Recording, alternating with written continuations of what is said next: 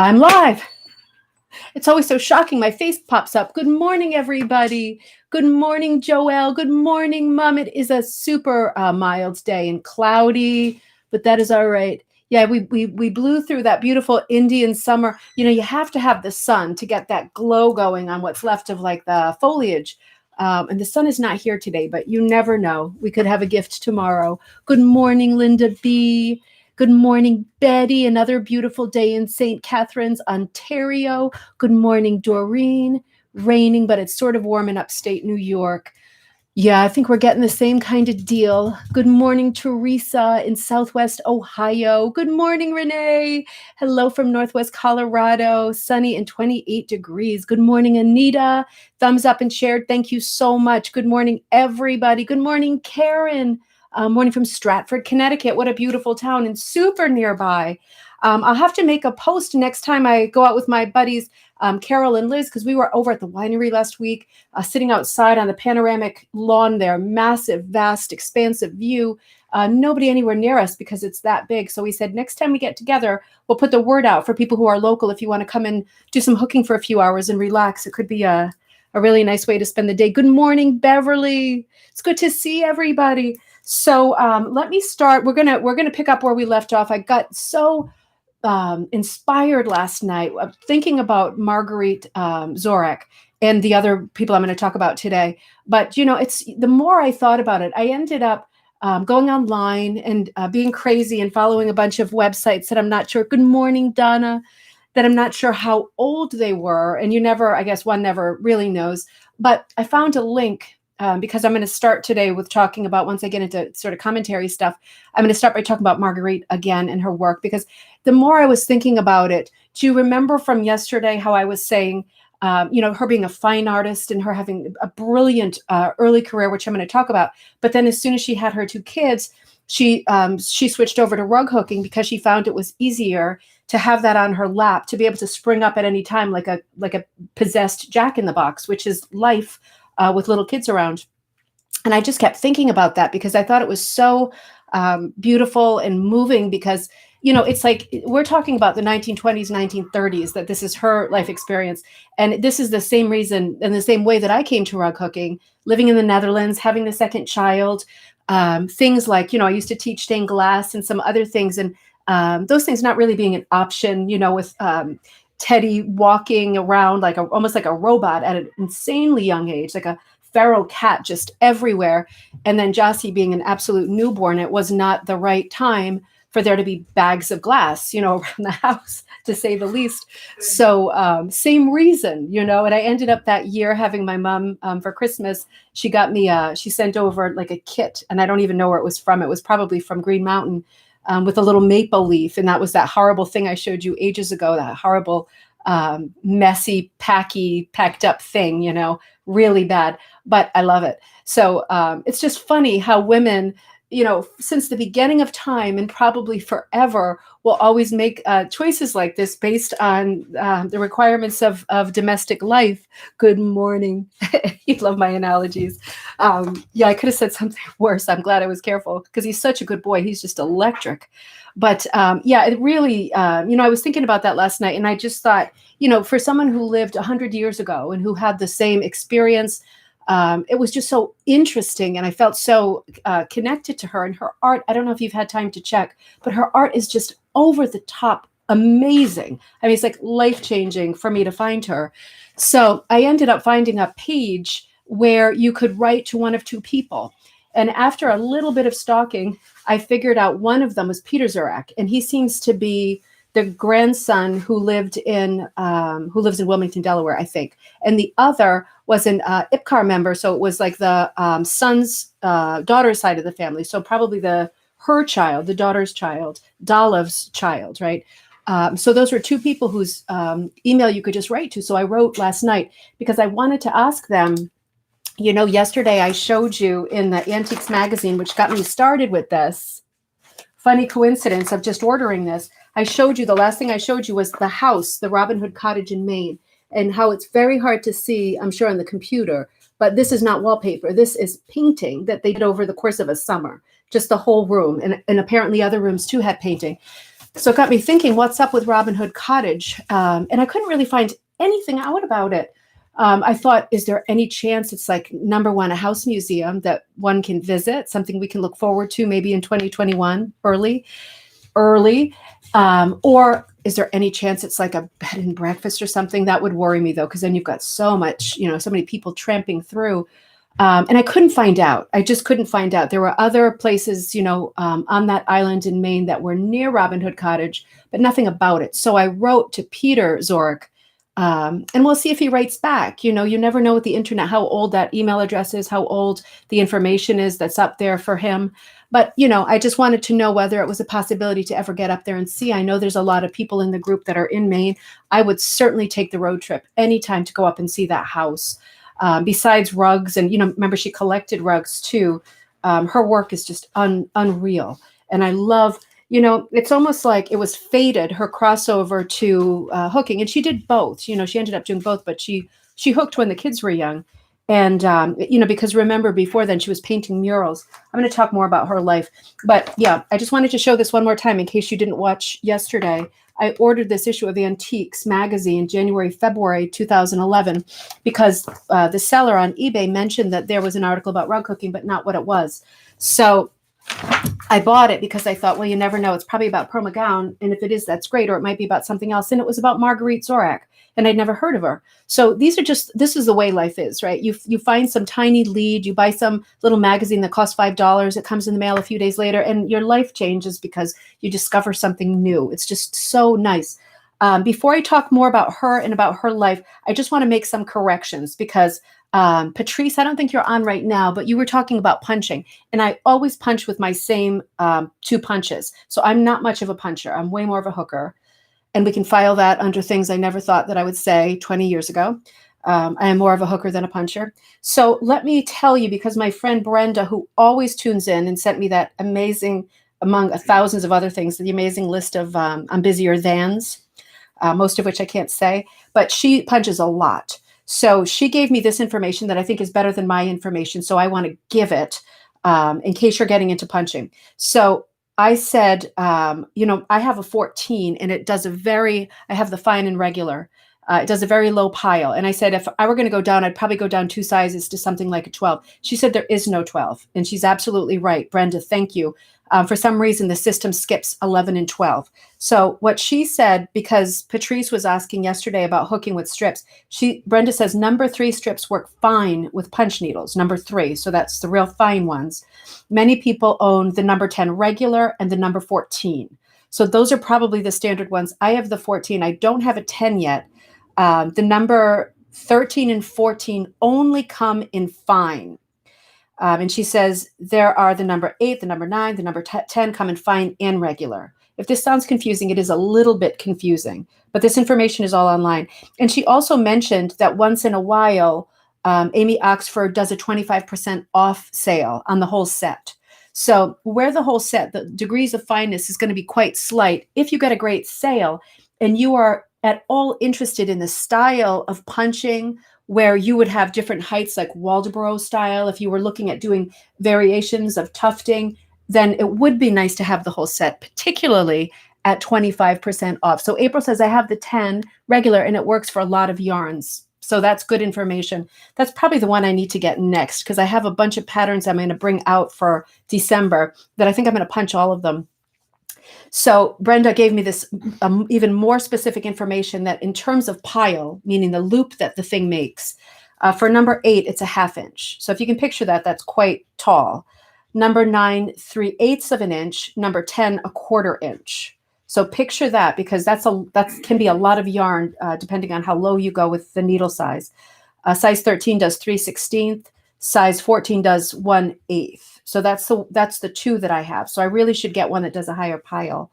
The number 13 and 14 are like needlepoint, and that's a true statement. I'm going to show you the piece I was working on that I haven't finished, just cannot get back to it.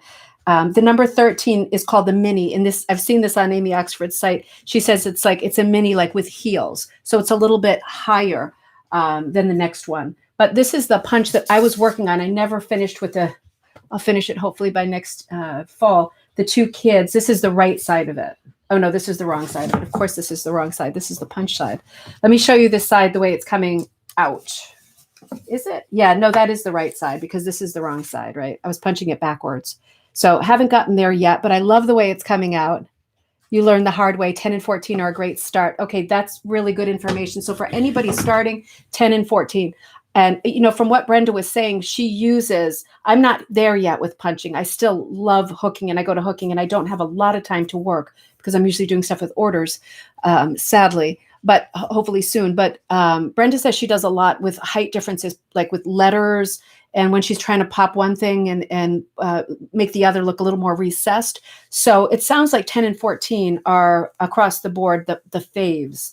So this is the way that my 14 is coming out. You can see it's not a high pile. So this is the really low one. This is not the with heels. That's a 13 anyway, but quite low. And I like it. You know, I like it. I use this is all sock yarn that I used with a little bit of heavier weight, but a lot of sock yarn. So I thought it was worth mentioning that in case you get on the website and start ordering stuff. I can't wait to get Amy Oxford's book because I know it's on the way. I just can't wait. Schiffer keeps posting stuff on the Facebook page and I get so excited. I've checked the mail like 3 times this morning. Let's get back to what we were talking about. Find artists who hook. So this is an inspiration episode. And I'll just show you one more time, just to refresh our memories, her last piece that she did, her rug. And this was for her daughter-in-law, so her son Tessim's wife, and the cow. And do you remember how she did the watermelon with her old her old bathrobe, and the purple flowers or a neighbor's sweater? So, I mean, again, just super charm. And then this beautiful piece. I've got so much research to do on this woman. They did so many murals all over the place, and so did her daughter Dolive. But this is the Adam and Eve. That, I mean, so different. So different and so gorgeous. It doesn't say what year that was, but I think it was 1920s, 1930s. So I want to pick up a little bit early in her life, and then I'm going to move on to Blanche Lizette if we get time, because she's another artist, a female artist, wonderful modern artist from the same period who also got involved in hooking. So some of this information about, we're still talking about Marguerite, is I found online. I found a lot. I want to show you this rug because I think it's just extraordinary. And I got this image off of Invaluable, www.invaluable.com. This is an auction site. So I was able to find out, belonging to different auction sites, that that this rug sold for $2,400, while the estimate was between $800 and $1,200. And that means there's a good market for her. So this is Marguerite's rug. It's a still life. And again, this piece, this is a photocopy from my crappy printer, but sold for $2,400, twice the high end of the estimate. Now, the reason I love this is you can see her roots as an artist at this time, the late 19th century, her interest in Cubism. And you can see just her general, she studied art for a long time, right? This has a quality of being a color wheel, right? I mean, do you feel that too? It's like slices of pie with slight coloration, but she's done a lot within the still life. It's gorgeous, right? Even, hey, Chrissy, even the shading on the pineapple is very stark. The apple, you see how the highlight on it, it's the white against the dark of the pineapple, and that black rim on the bowl. These are all really important design choices. She's got a color here that almost mimics the watermelon, up across from it. But I just thought this piece is so artistic. This is a rug. So this is one of her, many amazing pieces. I found on the Thomaston Place auction gallery. Okay, no, that was the gallery who sold it, Thomaston Place Auction Gallery, and they're located in Maine. So yeah, it makes me wonder how they're getting her rugs, because there's not a ton of them, but I'm sure it's somewhere, and it's somewhere safe. I just hope that we can see it someday, like in person. So as I'm going to talk about Marguerite's life because it's very inspiring. And it's like so many other women, their story too. Maybe part of your story is going to be here. But again, she was born Thompson. So her name was Marguerite Thompson, and she married a very famous sculptor, William Zorach. And that's when she changes her name completely. So she's born in September of 1887, and she dies in June of 1968. So that's a nice long life. This is coming from Wikipedia. She was an American Fauvist painter, textile artist, graphic designer, and was an early exponent of modernism in America. That's so important, right? This is like the missing link for us, the modernists coming into America. There were plenty of them in Paris, but not so many in America at the time. So this is important. We still had tonalists around this time. In the Connecticut colony at the Florence Griswold House in Old Lyme, Connecticut, is a good example of this, the switch over between tonalism, which was typically very, very dark and realistic, and impressionism, which was very bright and pointedly, and not just pointillism, but pointedly not realistic. And that there created a clash of feeling and opinion. Most art people thinking that Impressionist was just utter garbage because it was super unschooled. But you have to remember all these people who experimented with modernism, cubism, fauvism. They were extremely well-trained artists, and that was how they were able to break the rules. So she ends up as a young woman. Of course, it goes without being said, if you're following this life, you have some money, or your family has some money. I don't mean like the Rockefellers and, Newport money, but enough money to live this kind of a life. She travels to, she's going to Stanford University, and she travels to France at the invitation of her Aunt Harriet. So this almost becomes a metaphor, because the more I read about Aunt Harriet, it's like crazy Aunt Harriet. She sounds like Auntie Mame. I mean, she really does. So she takes her to visit Salon Autumn, like Autumn Salon Gallery in Paris, the very first day they arrived. So they literally got off the boat, and they were so excited that they went straight to this gallery of modern art and saw what there was to see. Can you imagine the excitement of that, finishing a transatlantic journey with your crazy aunt? Probably not crazy, probably eccentric and fun. And going straight, to look at works of art. And, it's like the news of the day. People describe it and say it's colorful, it breaks the rules. But until you see it, you don't realize or appreciate how much it breaks the rules and how colorful it is and how much it deviates from everything that you've ever seen before. So there she sees works by Henri Matisse and all the Fauvist artists, or in those days they were called the wild beasts, right? So that in itself implies a lot of judgment. They were known for their use of arbitrary color, spontaneous and instinctive brushwork. And again, right?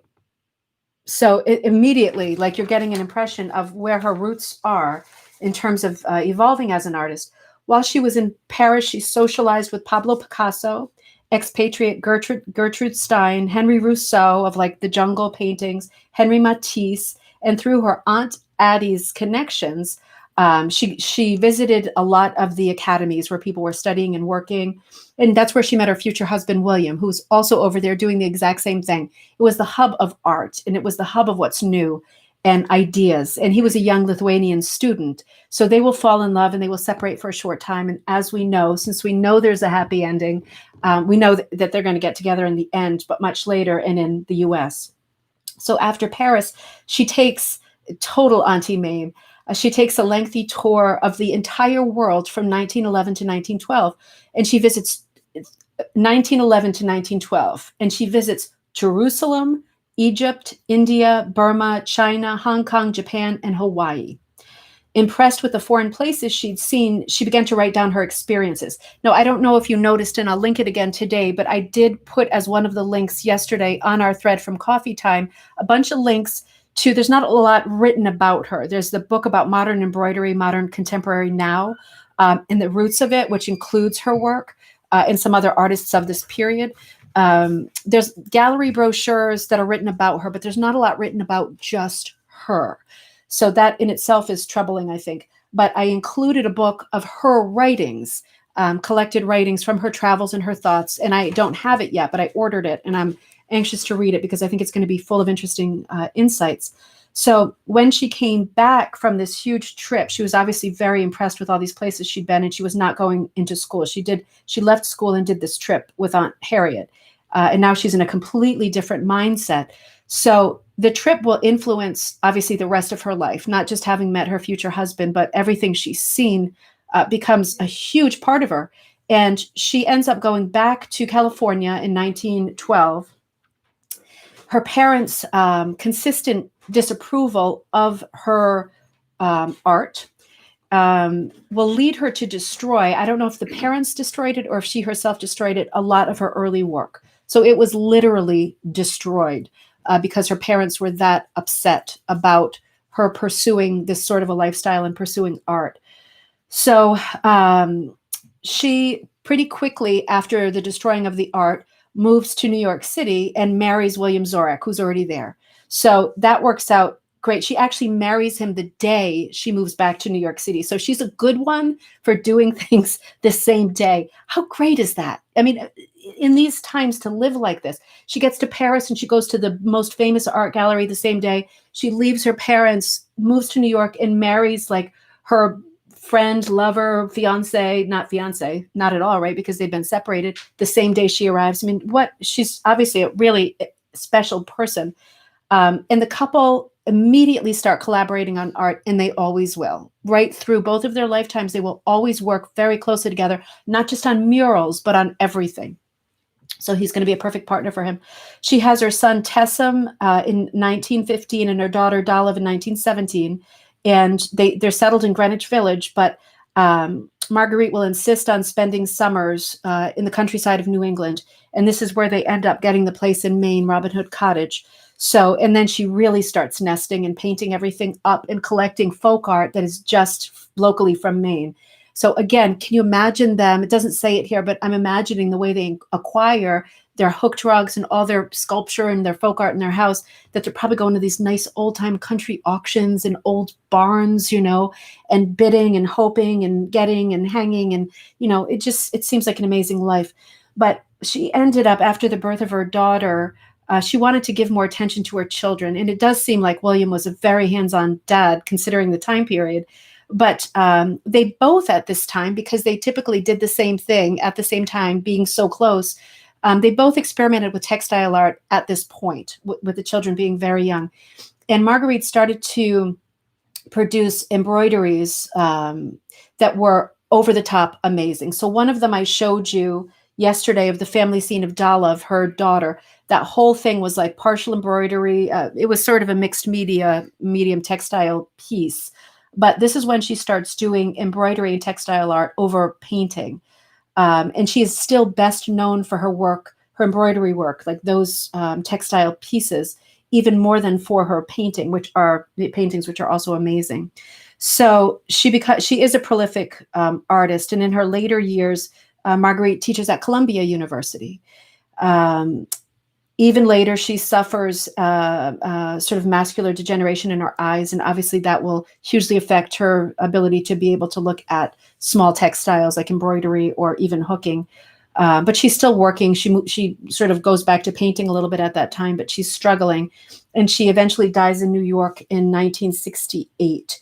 So this is a synthesis of quite a few articles that I read from different sites online. But much of her work is hanging in the Smithsonian. So they have over 200 pieces of hers in the Smithsonian. So that's status-wise where she is. For a person who, not everybody's heard of, and I honestly hadn't heard of her. I've done a lot with art in college and in school. Whether if I'd heard of her, I somehow lost that thread along the way, and I'm really glad to be reunited with it. I found this other great article, Marguerite Zorach, An Art-Filled Life, published on September 26, 2017 by Jessica Squire with S.K., I'll show you, it's a weird name, in Rockland, Maine. And I think this is in anticipation of the Farnsworth exhibition of 210. That auction catalog is around on Amazon and such. Let me show you what this article looks like in case you're looking for it. This is the name of the author. And this is www.antiquesandthearts.com. Okay, so if you pause this or whatever, if you play back, you can pull this up and read the whole article. But she's talking about Rockland, Maine, and the Zorachs, and how important they were in the sort of creative circles there, as you can imagine, how they were both beloved artists, how the daughter Dolive died at 99, I think in 2017, earlier this year. So she died at 99, and she was prolific too. And if she did not do hooking, but if you ever get interested in following this through the way that I have over the weekend, Dolive was an amazing artist too. Very, very graphic, a lot like her mom. But she did a lot of children's book illustration, and she illustrated for Margaret Wise Brown, who you probably know is the author of the famous children's book, Goodnight Moon. Now, she didn't do Goodnight Moon, but she did a lot of others. So it's worth, if you're interested, following up the daughter in that way, because I'll show you some photos of her, seemed like such a joyful, also vivacious person. So the article that I'm pulling from here is about her work at the Farnsworth. And of course, rugs are going to be a huge part of that. This is a dated article. So it's saying the present show at the Farnsworth rug hooking in Maine was curated by Mildred Pelagier, which we brought up that name yesterday. There's only one book for like 150 online with rug hooking interest because it's extremely rare. I have a search in on eBay. You should put a search in on eBay. If you find it, let's share information because I'd love to look at this book. But this exhibition heightened the awareness, at least through Maine, of Zorach's work, right? Because she had kind of fallen into being unknown, which is completely unfair. I'm talking about Marguerite. So they talk a lot in this exhibit and in the exhibit brochure, which I don't have yet, about her being overshadowed by her husband because he was a man and very famous sculptor, and later by her daughter, just because of the circumstances of her having to throw herself into being the mother and the head of the household in that way. But it says the female nude is a major feature of Zorach's work, with works like Nude, 1922, reflecting her interest in dance and stressing a kind of goddess-like female power. She also depicted male nudes alongside them, which is quite daring. I'm going to show you a picture of this painting because it has interest for us being interested in textiles. Female nude interior. This is a different article. Favorite subject of modernist. This composition was influenced by Matisse, who we know she knew personally, and also employed textile patterns. I'm going to show it to you, and then I'm going to finish talking about it. So this is a painting. This was not done as a hooked rug. Maybe it would have been if she'd had a little more time with good eyes and working parts. But what I want to say about this is that the reason that this is brought out as being important is because while a lot of people painted textiles, everything, this is like the age of the atelier, like the artist working in a studio and having all kinds of props around. While a lot of people did textiles, you often got sort of paisley piano shawls and exotic textiles. She's got a log cabin quilt. You see that? I mean, that in itself is something. And it's like a hat tip to where her interests are, which is American folk art. So I just thought that was so interesting. When I saw that, I thought, you've got this Matisse style ultra modern nude, and at her feet is a log cabin quilt. This is like a clashing of universes, right? And this is what Marguerite represents as an artist. It said she began filling her house as soon as they really settled in Maine and away from New York with hooked rugs, mocha-ware jugs, and other antiques. She covered the walls with hand-painted stencils of ferns, stars, nudes, and every kind of living creature imaginable in yellows and greens. The wall paintings, which you've seen, and many of the antiques remain in the house today as a lasting example of her impulse to create her own Eden, right? So again, let's look at this because it brings us full circle. So this was written a few years ago, and that's why I wanted to put her own Eden, right? Because this is a huge theme with her. There's a reason why you paint walls of your house green with ferns, and you do this kind of art, and you do this kind of art, right? It is, while she's not, I hadn't read anything that says she's particularly religious, you have to remember that in the Victorian period, particularly the late Victorian period, women tried to create, this is the age of industrialization, and both in the UK and the US, and men are working in really urban city centers that are sooty and filthy and busy and frenetic. And women at home, for the first time, are not necessarily having to work anymore. A lot of women, there are, going to be women who work in factories, but a lot of women are wives at this point, and their job is to make a home. And when they make a home, they weirdly, for an age of history that wasn't particularly religious, I mean, the Victorian age was not known for its religious fervor by any means, the opposite. But women seemed universally to try to create within their home a feeling of Eden. So almost for their husbands, that when they came home, it was Eden. If you picture, pictures of Victorian interiors, plants everywhere, right? Gardens inside the home. It was very important to create a home that had this kind of feeling. So hence painting green ferns and creatures all over the walls and doing a lot of art that is very reminiscent of Eden and of women who look like not, 1920s, right? She could have been doing flapper type art with really emaciated women, things that looked more like fashion illustrations.